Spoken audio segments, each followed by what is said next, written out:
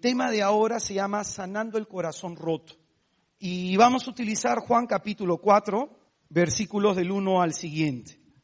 Dice la Escritura: cuando Jesús se enteró de que había llegado a oídos de los fariseos que él hacía más discípulos y bautizaba más que Juan, aunque no era Jesús mismo el que bautizaba, sino sus discípulos, abandonó Judea y volvió a Galilea. Tenía que pasar por Samaria. Llega pues a una ciudad de Samaria llamada Sicar, cerca de la heredad que Jacob dio a su hijo José. Allí estaba el pozo de Jacob. Jesús, como se había fatigado del camino, estaba sentado junto al pozo. Era alrededor de la hora sexta. Llega una mujer de Samaria a sacar agua. Jesús le dice: dame de beber. Pues sus discípulos se habían ido a la ciudad a comprar comida. Les dice la mujer samaritana: ¿cómo tú, siendo judío, me pides de beber a mí, que soy una mujer samaritana? Porque los judíos no se tratan con los samaritanos. Jesús le respondió: si conocieras el don de Dios, ¿y quién es el que te dice, dame de beber? Tú le habrías pedido a él y él te habría dado agua viva. Le dice la mujer: Señor, no tienes con qué sacarla, y el pozo es bastante hondo. ¿De dónde, pues, tienes esa agua viva? ¿Acaso eres tú más que nuestro padre Jacob, que nos dio el pozo y de él bebieron él y sus hijos y sus ganados? Jesús le respondió: todo el que beba de esta agua volverá a tener sed. Pero el que beba del agua que yo le dé no tendrá sed jamás, sino que el agua que yo le dé se convertirá en él en fuente de agua que brota para vida eterna. Le dice la mujer: Señor, dame de esa agua para que no sufra más de sed y no tenga que venir aquí a sacarla. Él le dice: vete y llama a tu marido y vuelve acá. Respondió la mujer: no tengo marido. Jesús le dice: bien has dicho que no tienes marido, porque has tenido 5 maridos, y el que ahora tienes no es marido tuyo. En eso has dicho la verdad. Le dice la mujer: Señor, veo que eres un profeta. Nuestros padres adoraron en este monte y vosotros decís que es en Jerusalén el lugar donde se debe adorar. Jesús le dice: créeme, mujer, que llega la hora en que ni en este monte ni en Jerusalén adoraréis al Padre. Vosotros adoráis lo que no conocéis. Nosotros adoramos lo que conocemos, porque la salvación viene de los judíos. Pero llega la hora, ya estamos en ella, en que los adoradores verdaderos adorarán al Padre en espíritu y en verdad. Porque así quiere el Padre que sean los que le adoran. Dios es espíritu y los que adoran deben adorar en espíritu y en verdad. Le dice la mujer: sé que va a venir el Mesías, el llamado Cristo. Cuando venga nos lo develará todo. Jesús le dice: yo soy el que está hablando contigo. En esto llegaron sus discípulos y se sorprendían de que hablara con una mujer. Pero nadie le dijo nada. ¿Qué quieres o qué hablas con ella? La mujer, dejando su cántaro, corrió a la ciudad y dijo a la gente: venid a ver a un hombre que me ha dicho todo lo que he hecho. ¿No será el Cristo? Salieron de la ciudad e iban hacia él.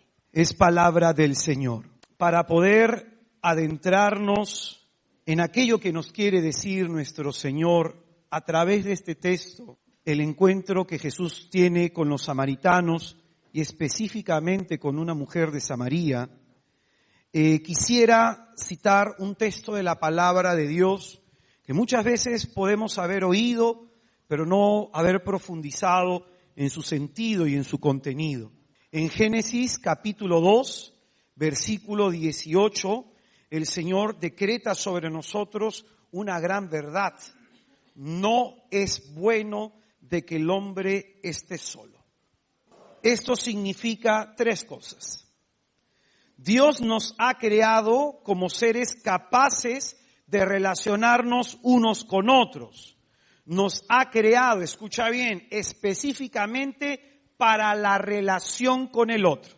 Segundo, esto significa que nosotros nos hacemos mejores personas.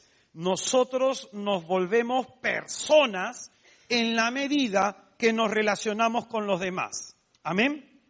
¿Amén? Por eso, tercero, decir que Dios no quiere que estemos solos, quiere que encontremos en la otra persona una ayuda adecuada que necesitamos para ser mejores. Es decir, para ser la mejor versión de nosotros mismos, necesitamos del encuentro con el otro. ¿Amén? Acá estoy hablando fuera del contexto del matrimonio, porque la palabra de Dios tiene un alcance mucho mayor. Yo necesito del otro para ser una mejor versión de mí mismo. Necesito aprender a tratar a los demás, necesito aprender a dejarme entender. Eso es necesario para que seamos siempre una mejor versión de nosotros mismos. Decíamos que los traumas lo que provocan es que nosotros nos retraigamos, es que nosotros estemos separados de los demás, que de pronto nuestros amigos estén contados con las justas en una mano. Lo que provocan los traumas es encerrarnos en nosotros mismos. Y por eso la psicología habla que hay personas que pueden tener un carácter con un perfil antisocial. Es decir, no le gusta estar rodeado de otros, no le gusta compartir con otros, y esto va a generar en nosotros psicológicamente un problema. El estar metidos en nosotros mismos va a agudizar nuestra concentración sobre nuestros traumas. ¿Me dejo entender? Porque la palabra de Dios dice, hay más gozo en dar que en recibir. Y es en la medida que yo doy, en la medida que yo recibo. Hemos sido creados para dar. Dios es amor. Nos ha creado por un acto de amor y nos ha creado para amar. Es decir, en la medida de que amamos, en la medida que nos relacionamos con los demás, es en la medida que crecemos como personas. Por eso el aislarnos denota de que en nosotros hay un luto. Entonces, es en ese sentido, ¿por qué nos estamos aislando? Nos duele nuestra mente, nos duele el corazón, hay un trauma en nosotros. El impacto de la muerte provoca eso, que nos aislemos. Es decir, nos cambia el rumbo de nuestra vida, como hemos visto en sanación de traumas, con los discípulos de Maús. Entonces, muchos de nosotros podemos estar así y no nos damos cuenta que ese aislarnos nos enferma. Que ese no querer estar con el otro y escuchar al otro o entender al otro nos enferma porque nos encierra en nosotros mismos. Y si nos encierra en nosotros mismos, ¿con quién dialogas? Contigo y tus heridas. De ahí la profundidad de entender este texto. No es bueno que el hombre esté solo. Porque yo he visto muchos laicos que de pronto su corazón está tan herido que no tienen la capacidad de amar con miras a un matrimonio. Y hay algunos que por las heridas de su corazón se han abstraído incluso hasta la idea de estar con alguien.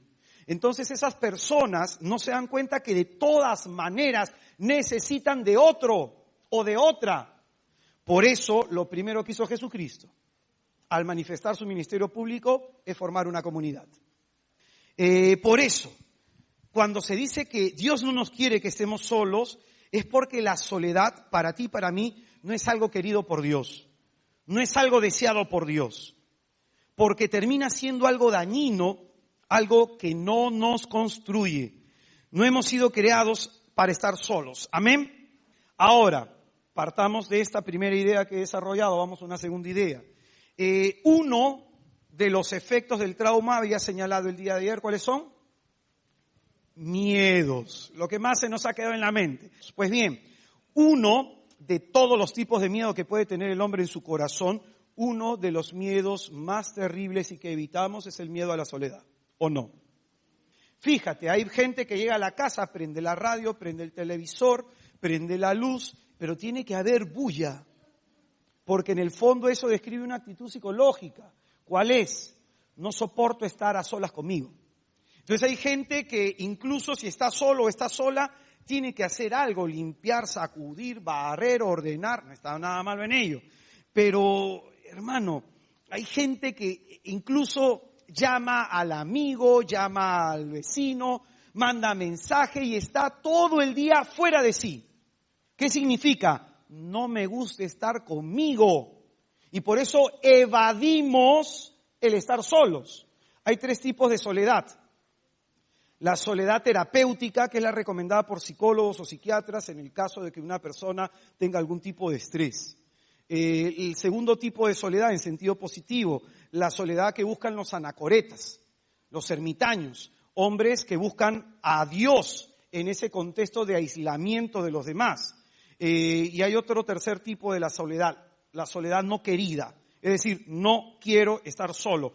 A veces nosotros padecemos la soledad, estamos solos no porque hemos querido, y a veces está solo no solamente con falta, entendía la soledad como falta de compañía, sino solo en el sentido de que nadie entiende lo que hay acá adentro. Esa es la peor de todas las soledades, la soledad interior. Rodeado de hijos, rodeado de tu mujer, rodeado de tu marido, rodeado de personas, pero nadie sabe cómo te sientes y no sientes que alguien se preocupa por cómo te sientes. De ese tipo estoy hablando, eso no quiere Dios para nosotros, eso no desea. Entonces, este miedo a la soledad que muchos de nosotros tenemos nos empuja a meternos con cualquiera, muchas veces. Nos empuja a estar metido en un montón de cosas. Pero ¿cuántas señoras yo conozco que están metidas en un grupo, metidas en otro grupo, en una crofar, y están tratando de llenar ese espacio vacío? En cierta forma, es el peor de todos los males. ¿Y por qué lo digo? Porque buscamos estar rodeados de gente, pero no de Cristo. Buscamos a la gente, que la gente nos haga compañía, sentirnos útil, pero no estamos buscando a Cristo. Que por estar metido en todo, no tienes tiempo para orar. No tenemos tiempo para estar con Dios, que es más importante. Yo en lo personal, un día a mí el Señor sencillamente así me cuadró y me dijo, me quitó 3 años y medio de los carismas y me dijo la razón, porque mi corazón se había llenado de soberbia. Me los iba a quitar por 3 años y medio para limpiarlos. Y el Señor en ese tiempo me dijo, tú estás haciendo un montón de cosas que yo no te he pedido. Yo le dije, ¿qué quieres, Señor? Ora y predica, nada más. Renuncié a la semana a todos los cargos que tenía, yo tenía por lo menos unas 35 charlas al mes. Entonces, simplemente opté en el Señor de ya no hacerlo. De simplemente, si Dios me quiere en algún lado, tiene que confirmarlo en mi corazón. Por eso es que a veces yo no voy a predicar a algunos sitios y dedicarme solo a eso que Dios me pide. Y mi vida espiritual es así. Habla, Señor, que tu siervo escucha. ¿Me quieres a la izquierda? A la izquierda. A la derecha, como dice la canción. Entonces, ese miedo a la soledad nos hace estar metidos en todo, buscando llenar nuestra vida con todo menos con Cristo.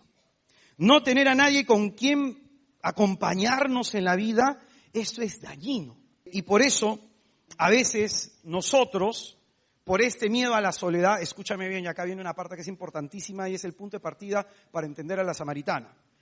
Cuando uno crece sin recibir amor, lo mendiga, lo exige y se prostituye por él. 3 cosas. Cuando uno no ha recibido amor, ya sea de padre o de madre, lo mendiga. ¿Cuántas personas le hemos llorado a alguien para que no nos deje? Cuando no hemos recibido amor de padre o de madre, lo terminamos mendigando. Pero hay personas que dicen, ay, no tengo a nadie. Pero es gente que tiene una actitud lastimera y hay un espíritu de victimización en esas personas que les lleva a compartir a los demás su dolor, su tristeza, su miseria. Eso es mendigar cariño, eso es mendigar atención. Exigimos amor. ¿Cuántas mujeres acá? Mi esposo, hermano, no me ama. A ver, ¿por qué no te ama? Porque no me dice esto, porque no hace esto por mí, porque no hace el otro por mí. A ver, digo, ¿tu esposo es cariñoso a su manera? Sí. ¿Tu esposo te está manteniendo gordita, no? Sí, hermano. Entonces, ¿por qué tú asumes que tu marido no te ama? ¿Porque no te dice lo que tú quieres escuchar? ¿Porque no te trata de la forma que tú quieres que te trate? Entonces, para más o menos entenderte, acá viene la parte sarcástica. Tú te has casado con alguien para que te haga feliz porque tú contigo mismo eres miserable. Pero hermano, dice la palabra que la verdad te va a hacer libre. ¿Cuántas mujeres acá o cuántos maridos acá le exigen a su mujer que les ame? ¿Le exigen a su esposo que les ame? ¿Cuántas personas acá le exigen a alguien que les ame? Y de pronto, si yo no me siento amado, es culpa de mi esposo. Si no me siento amada, es culpa de mi mujer. Si no me siento amado, es culpa de mis padres. Y siempre estamos echándole la culpa a los demás. Cuando debemos nosotros aprender a valorarnos, a querernos, a respetarnos, ser condescendientes con nosotros mismos. Entonces, esto es importante ver. Dios no nos quiere solos y tenemos miedo a la soledad. Por eso buscamos compañías incluso hasta tóxicas. Yo un día conocí un testimonio bravazo de una chiquita gordita y esta chica se juntaba con 3 predicadores varones y otra predicadora mujer, eran 5 amigos, para arriba y para abajo, juntos por aquí, juntos por allá, iban a dar retiro los 5, muy buenos predicadores los 5, pero un día ella agarra y se para en su comunidad y da un testimonio y dice, yo le doy gracias a Dios porque me ha permitido perdonarlos a ellos. Porque ellos siempre me han dicho fresita, pero fíjate, el apodo que le habían puesto era viendo qué cosa, sus defectos, viendo sus traumas. Entonces ella comienza a contar, y ellos nunca saben que cada vez que me han dicho fresita, fresita, fresita, y yo me quedo callada, es porque eso me duele. Y comenzó a contar, yo tengo problemas de bulimia, y comenzó a contar toda su lucha por mantenerse en salud. La chica directo, se los dijo directo. Yo no creo que por un tema de venganza, era un tema de desahogo. Sin embargo, eso les sirvió a ellos para ver de que eran personas humillantes. Después yo con el tiempo me acerqué a uno de ellos y le dije, las personas que tenemos complejo de inferioridad, terminamos tratando de compensar eso con el complejo de superioridad.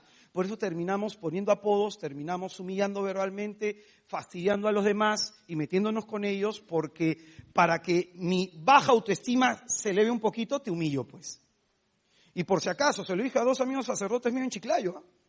Había un sacerdote morenito, que el otro sacerdote trigueñito le decía bulldog.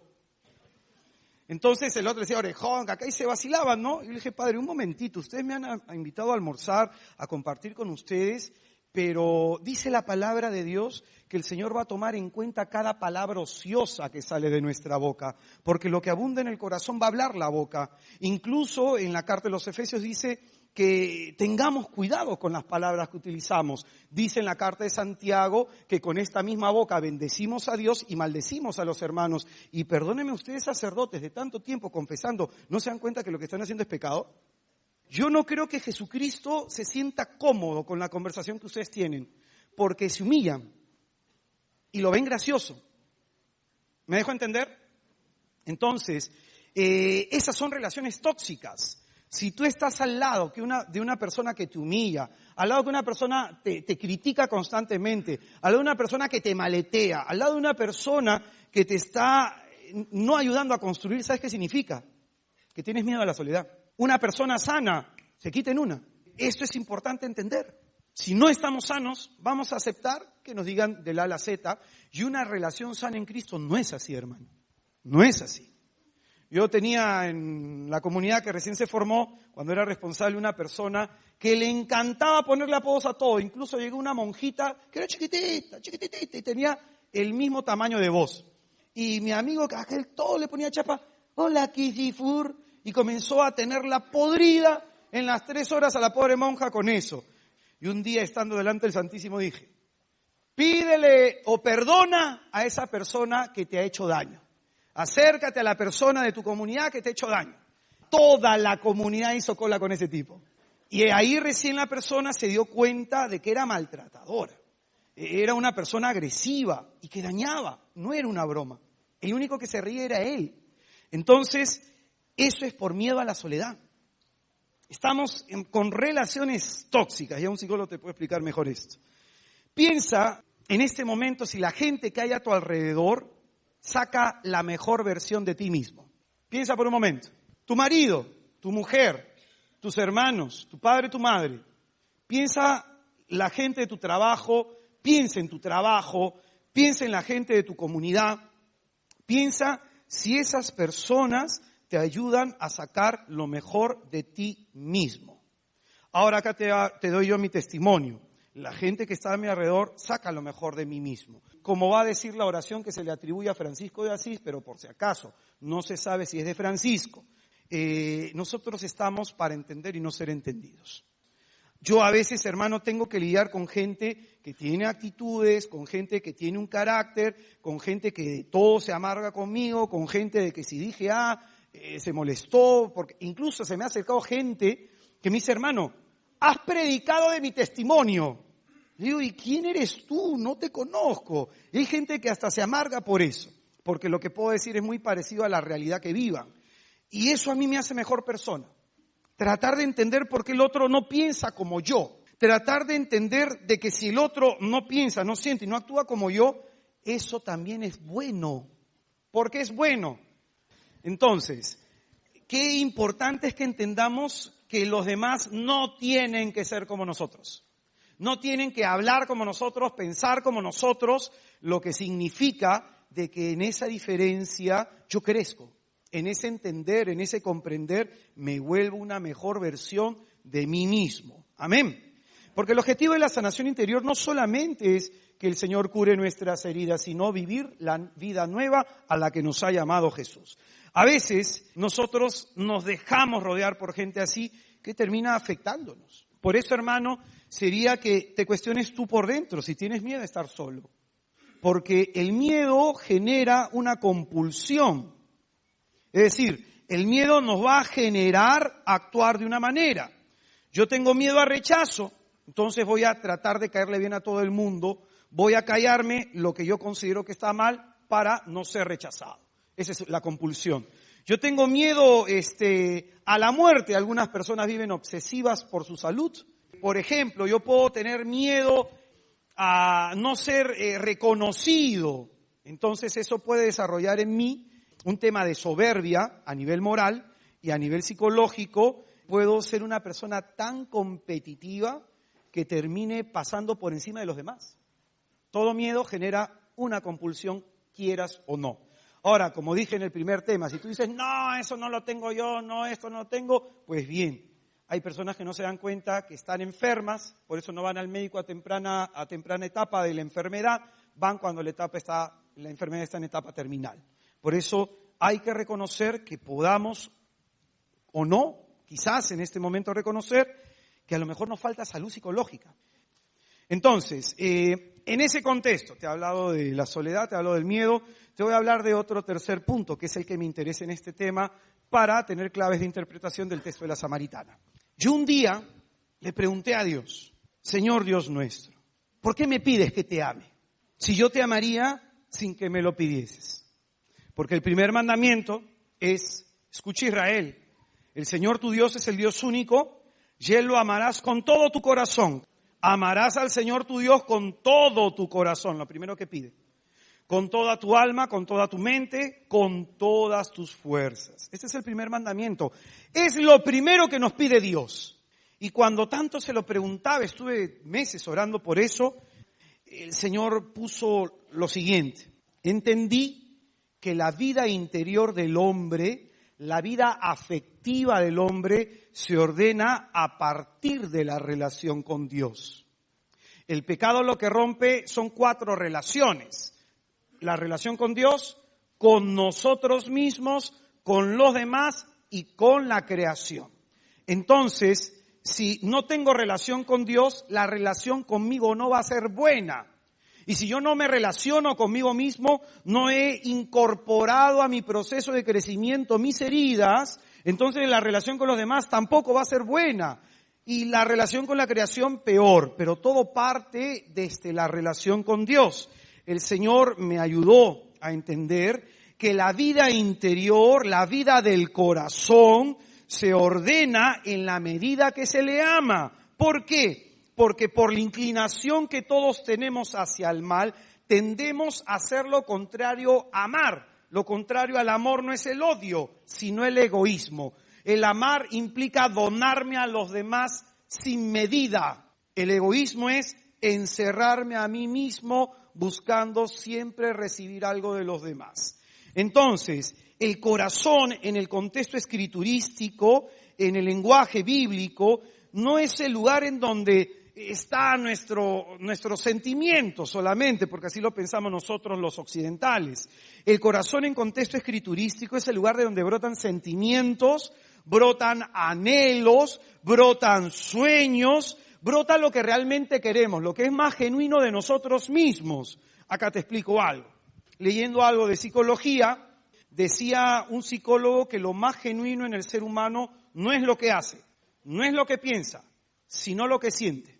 Porque los pensamientos y la acción puede estar influenciado por el mundo exterior o el mundo interior. Y para que el hombre se conozca a sí mismo, lo más importante es que mire cómo siente, que entienda por qué siente así y que corrija ese sentimiento para que corrija su actuar. Pues bien, el corazón, dice la palabra de Dios, que Dios habla al corazón de los hombres. No habla a la inteligencia, sino al corazón, lo que significa que Dios habla a lo más íntimo de nosotros.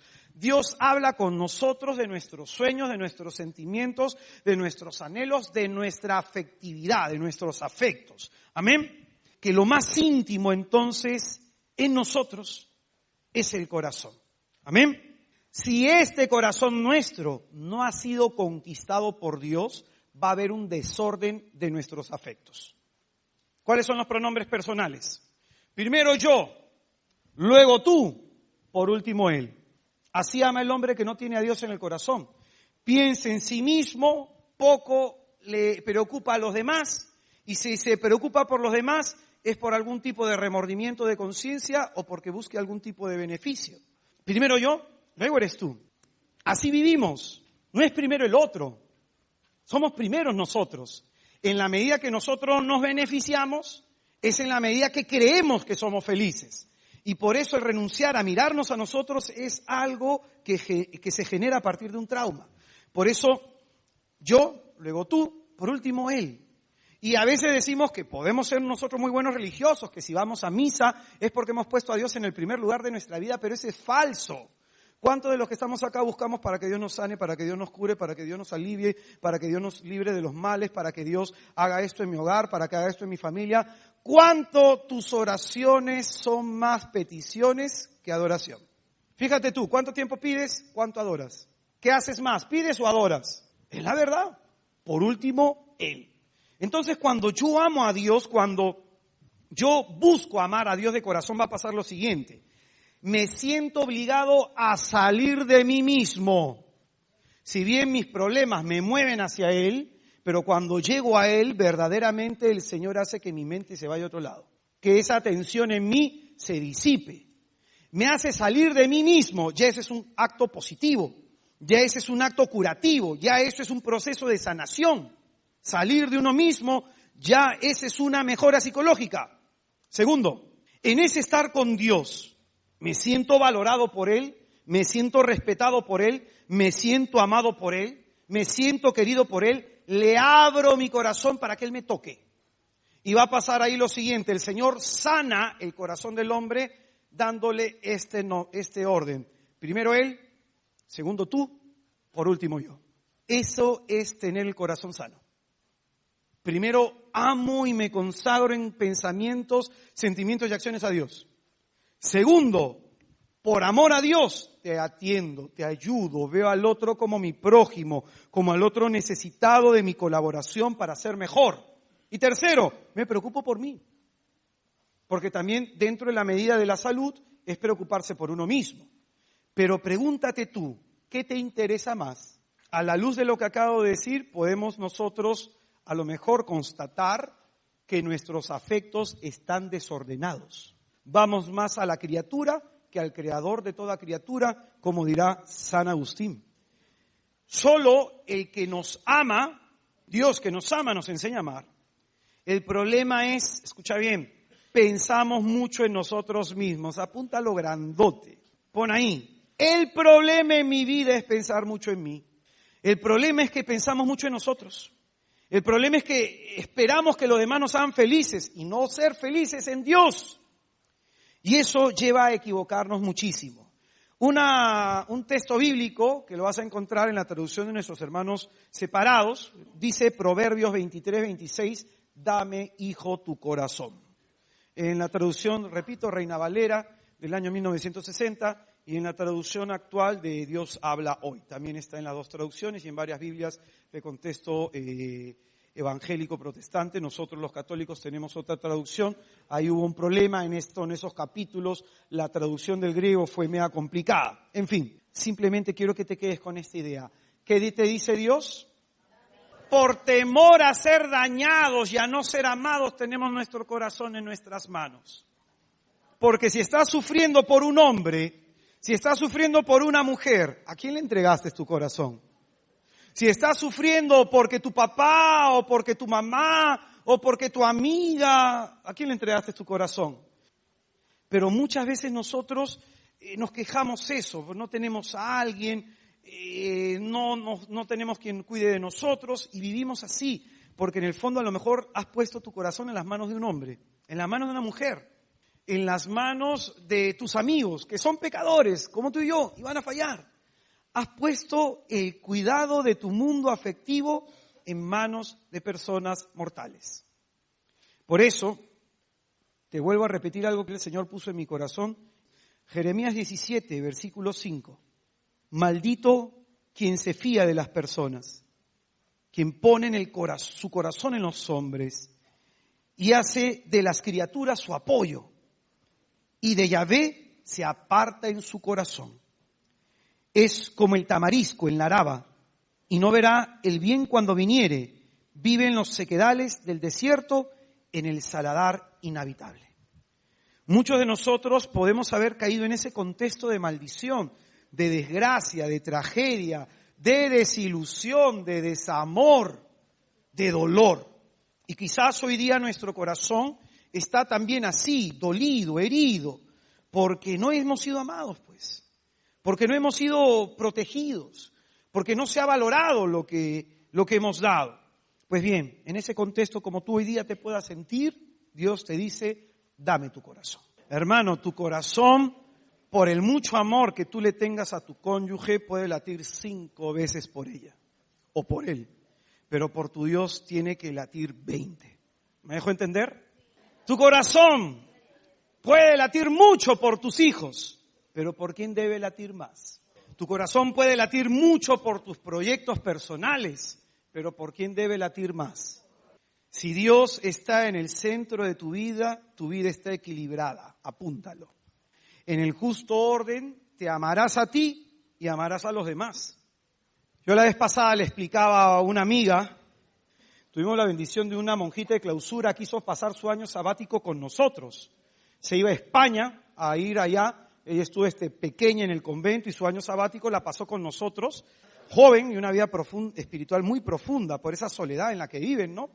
Cuando la conocí a esta mujer, cuando comprendí de ella, aprendí mucho. Su sola vivencia me enseñó mucho a mí. Y una amiga le comentaba, ¿no? Una monja de clausura ha dejado de hacer un montón de cosas buenas. Una monja de clausura ya no puede ser una buena hija, porque no va a estar al lado de sus padres. Una monja de clausura ha dejado de hacer cosas buenas, escuchar a la gente en medio de sus sufrimientos. Pero una monja de clausura ha entendido que el bien para ella y para los demás es que viva en el plan de Dios.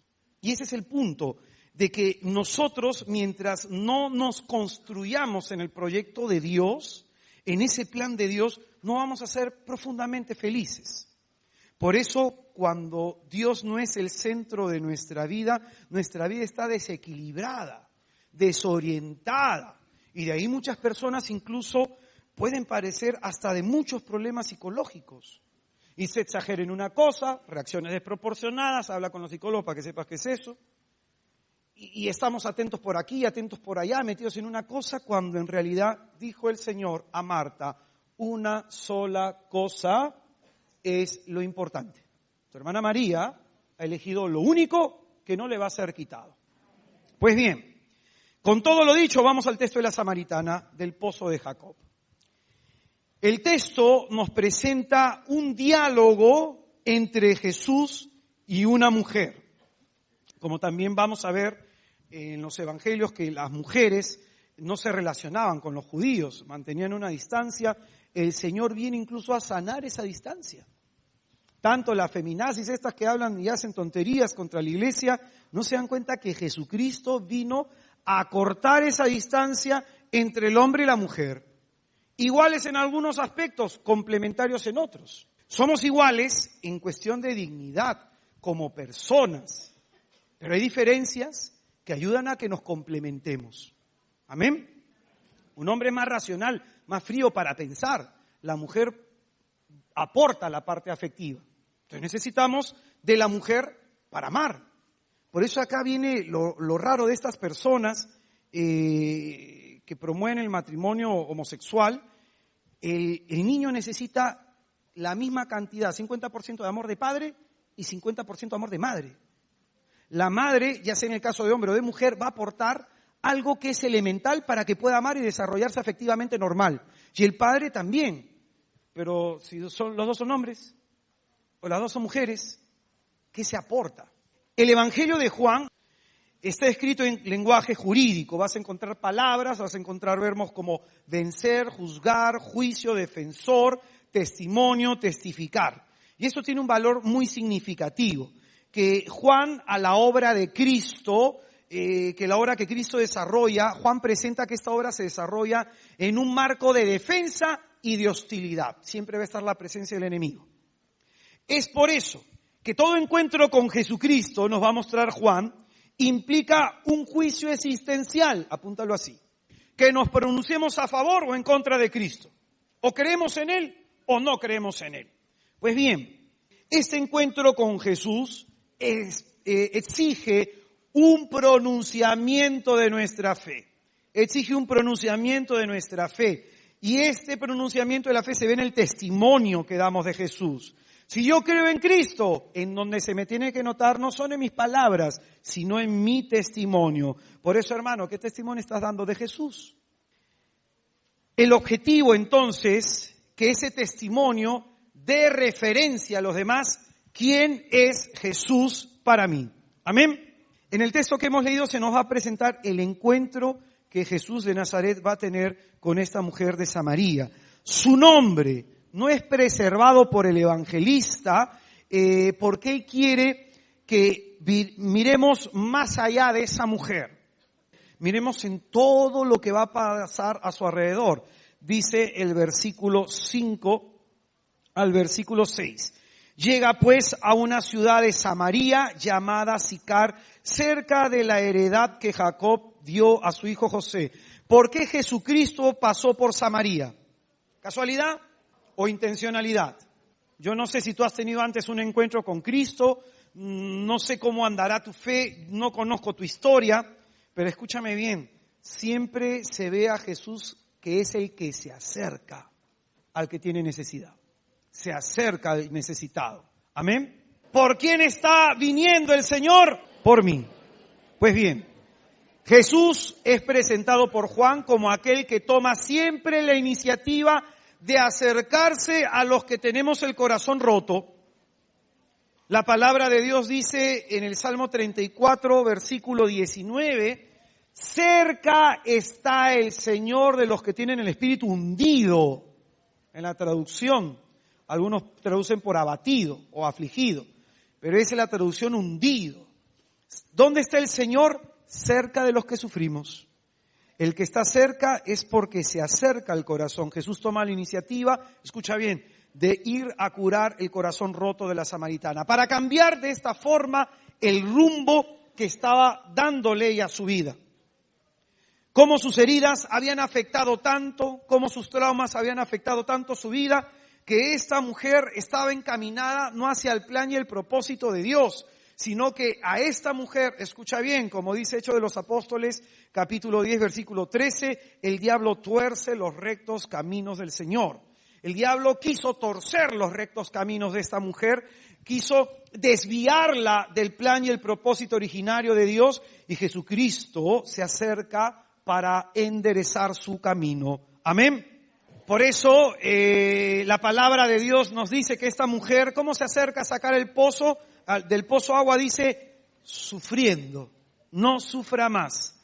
Por eso a lo mejor como esta mujer, muchos estamos sufriendo, porque estamos solos, porque alguien nos ha roto el corazón, estamos sufriendo por un amor mal llevado, estamos sufriendo por desamor, por falta de amor.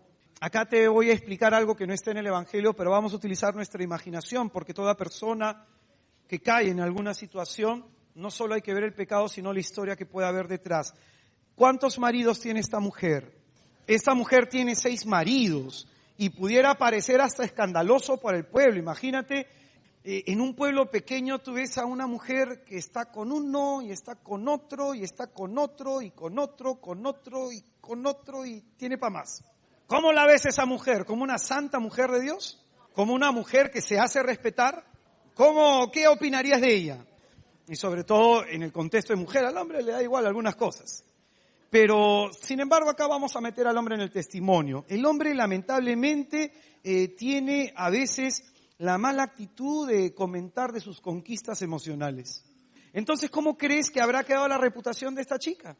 Por los suelos. Esta mujer va en medio del desierto a sacar agua cuando el sol quema hasta las ideas. El que tiene un trauma se aísla.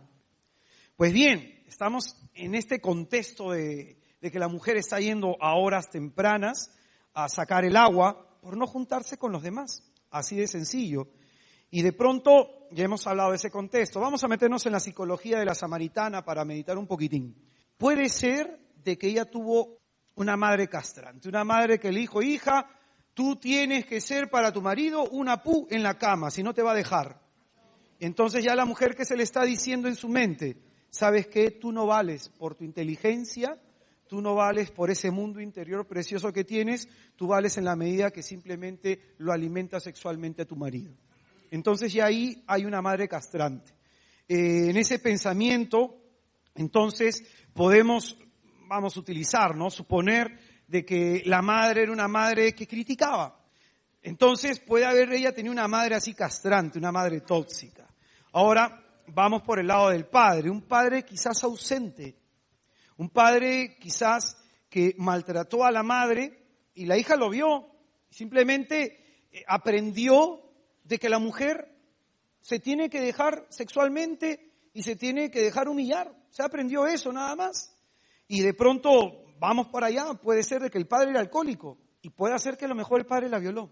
Como a mí me ha tocado orar por un montón de hijas espirituales que han tenido ese problema, violación de sus padres, de su mismo progenitor. Pero podemos decir que la base afectiva de esta mujer está destruida. Podemos decir que todo lo que le ha pasado a esta mujer ha sido doloroso. A lo mejor tuvo una buena madre y un mal padre. O a lo mejor tuvo un buen padre y una mala madre. No lo sé, pon tu historia.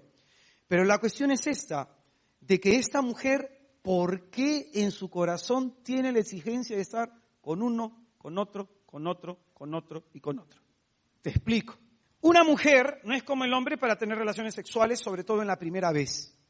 Esta mujer era virgen en algún momento y decidió en algún momento, estaba con un tipo y se enamoró. El tipo la pudo haber seducido, como pasa en las personas que viven sin Dios en su corazón. El tipo la sedujo para tener relaciones, ella habrá aceptado también por su propia situación de persona sexuada, y ella se habrá entregado con una inocencia, con la disposición de amarlo para toda la vida. ¿Cómo pudo haber sido su primera vez? No lo sé. Pongámonos a pensar. La ilusión de la primera vez, o quizás esa primera vez se la robó un hombre que la tocó la violó. El caso es de que esta mujer se entregó con alma y corazón y vida para este hombre. Y de pronto no funcionaron las cosas. La primera ruptura emocional, qué dolorosa ha sido para nosotros, ¿o no? Traumática, ha sido traumática. Bueno, la mujer se repuso de la situación y dijo, bueno, pues nada está perdido, no soy tan fea, tengo mi gracia. Apareció otro hombre y otra vez ella le nacería la esperanza del amor, de formar una familia, y no funcionó la relación y terminaron. Entonces la mujer diría, a la tercera va la vencida. Entonces la mujer se entregó por tercera vez, pero fíjate, ya no solamente entregaba su corazón, entregaba su cuerpo. Y no solo su cuerpo, su alma. Y en ese contexto no funcionó la relación. Entonces la mujer, agarrando pues ya la base 3, diría, el tren se me va. Entonces la mujer agarró al primero que se le cruzó. No funcionó la relación. Para la quinta relación, ¿cómo te la imaginas? Y ya para la sexta relación, es decir, algo ha pasado en la mujer. Se le rompió el corazón. Por eso Jesucristo se acerca al pozo de su corazón. Un pozo está lleno de agua, ¿cierto? Pero a veces nuestro corazón está lleno de lágrimas. Y por eso dice la Escritura en el Salmo 30, Él me quitará la ropa de luto y me vestirá de fiesta. Se acerca a hablar con esta mujer, versículos 7 al 8. Llega una mujer de Samaria a sacar agua, Jesús le dice, dame de beber. Pues sus discípulos se habían ido a la ciudad a comprar comida.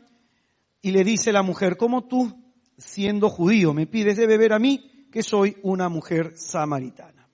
Se acerca el Señor a su corazón para hablar de lo que había en su corazón, para hablar del contenido de su corazón. El Señor rompe la distancia y le dice a la mujer, dame de beber. Acá viene el punto. La boca habla lo que abunda en el corazón. ¿Cuáles son las palabras que salen de tu boca? Eso denota algo. Que tenemos el corazón sano o tenemos el corazón roto. Esta mujer no se da cuenta de esto. ¿Quién te está pidiendo que le des de beber? No lo sabe ella.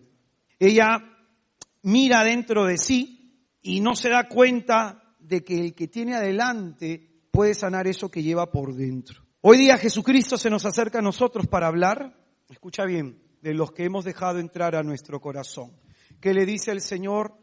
Después de ese contexto del pozo, que le dice, anda y trae a tu marido. ¿Con cuántas personas te has comportado como si han sido marido tuyo? ¿Con cuántas mujeres te has comportado como si fueran mujer tuya? Estoy hablando de sexo prematrimonial.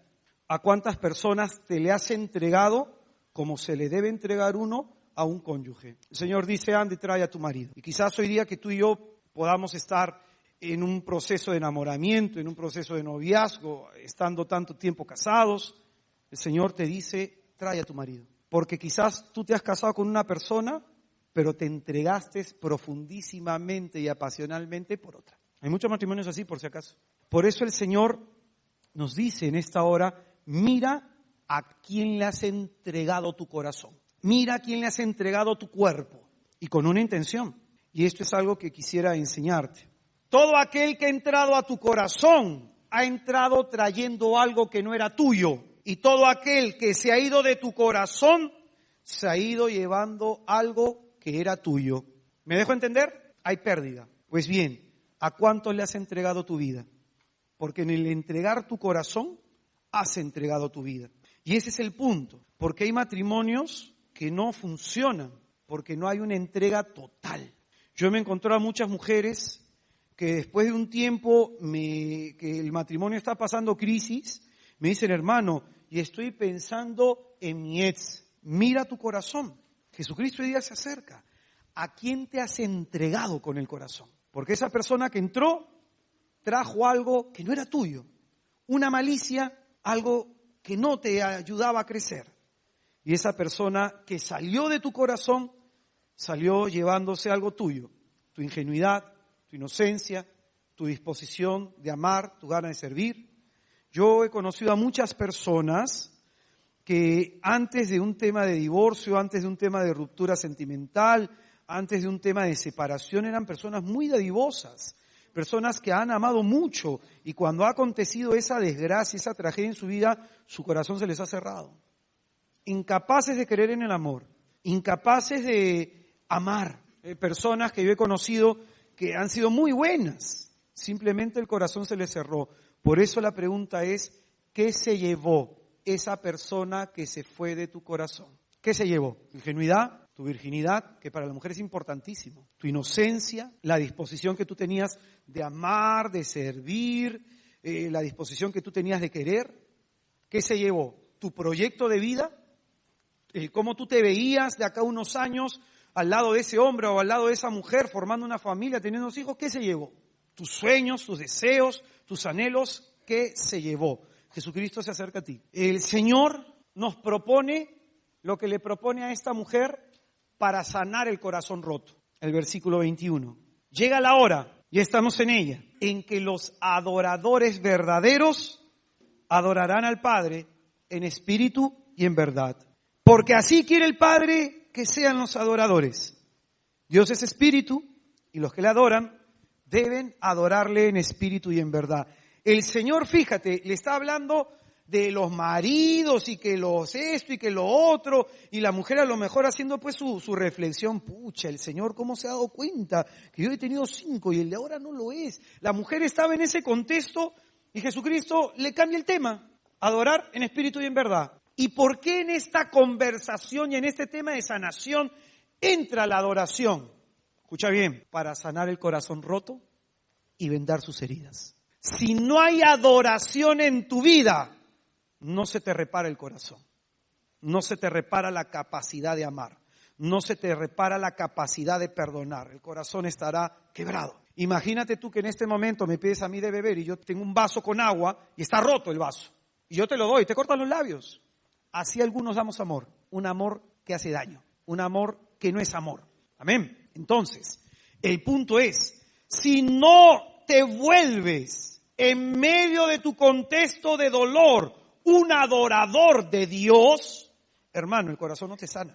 Y por eso hay gente que puede tener años en la iglesia, años en parroquia, sufriendo emocionalmente, años en parroquia, mortificados por sus heridas de desamor, años en la iglesia, mendigando cariño por aquí, mendigando cariño por allá. Hermano, yo le doy gracias a Dios que el Señor ha provisto una ración profunda de amor en el pobre corazón de este hombre. Yo le doy gracias a Dios por eso, porque ahí me brota la capacidad de amar al que a veces me cuesta.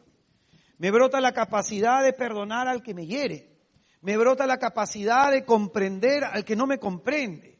Me brota la capacidad de dejar entrar en este corazón mío a todos los que puedan. San Agustín diría algo: Señor, ensánchame el corazón para que ame más. Que cuando muere el santo, después con el tiempo observan, analizan sus restos, y San Agustín tenía rajado el esternón en la parte del corazón, lo que supone que tenía el corazón más grande que otros. Por eso es que tú vas a ver a los agustinos con el corazón, porque la palabra de Dios traspasó, hiriendo de amor, el corazón del santo.